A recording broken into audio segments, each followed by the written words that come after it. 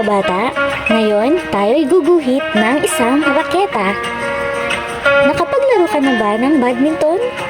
Ito ang ginagamit sa paglalaro ng badminton. Simulan na natin ang pagguhit.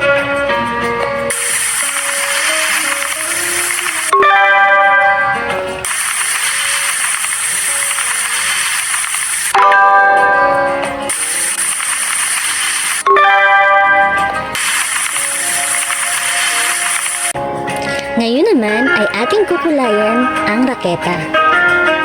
Una ay kulay orange.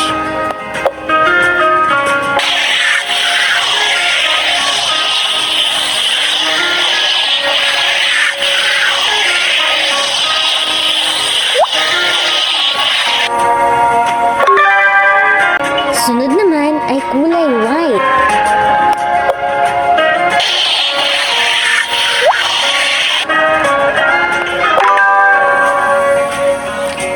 At ang sunod ay kulay blue.